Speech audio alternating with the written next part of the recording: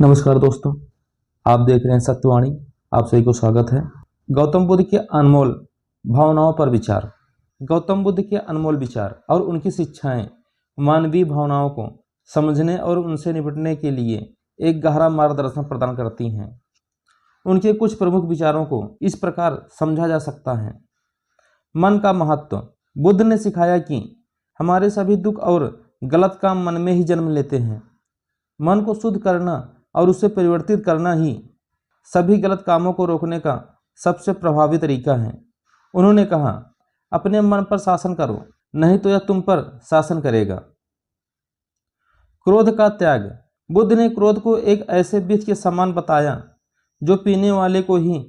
उन्होंने कहा, क्रोध को अक्रोध से जीतो, बुराई को अच्छाई से जीतो, कृपण को उदारता से जीतो, झूठे को सच्चाई से जीतो। वे मानते थे कि क्रोध से कोई दंडित नहीं होता, बल्कि क्रोध से ही दंडित होता है। अनासक्ति और दुख का मूल।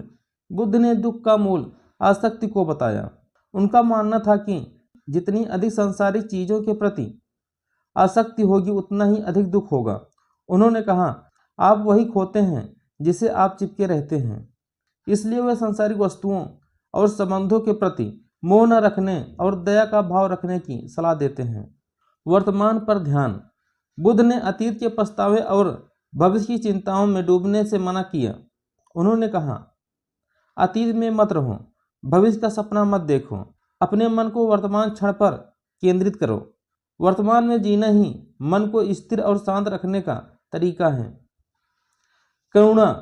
बुद्ध की शिक्षाओं में करुणा का विशेष स्थान है। वे मानते थे कि सभी प्राणियों के प्रति दया और प्रेम का भाव रखना अत्यंत महत्वपूर्ण है। यह न केवल दूसरों को लाभ पहुंचाता है, बल्कि स्वयं को भी आंतरिक शक्ति और संतोष प्रदान करता है।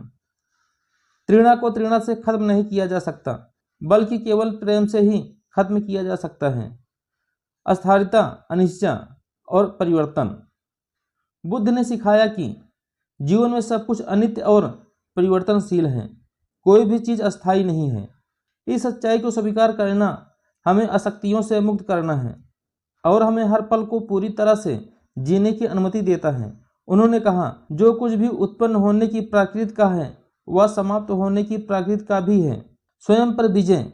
बुद्ध ने कहा, जीवन में हजारों लड़ाइयाँ जीतने से अच्छा है कि तुम स्वयं पर विजय प्राप्त कर लो, फिर जीत हमेशा तुम्हारी होगी। इसे तुमसे कोई छीन नहीं सकता। यह आत्मनियंत्रण और आत्मज्ञान के महत्व को दर्शाता है। संक्षेप में, गौतम बुद्ध की शिक्षाएं हमें अपनी भावनाओं को समझने, उन्हें नियंत्रण करने और अन्यथा आंतरिक शक्ति और मुक्ति प्राप्त करने के लिए प्रेरित करती है। उनका दर्शन इस बात पर जोर देता है कि सच्ची खुशी और संतोष बाहरी परिस्थितियों में नहीं, बल्कि हमारे अपने भीतर निहित हैं। दोस्तों, अगर आप हमारे चैनल पर नए हैं तो आप हमारे चैनल को लाइक करें, शेयर करें और सब्सक्राइब करें और अपना ख्याल रखें।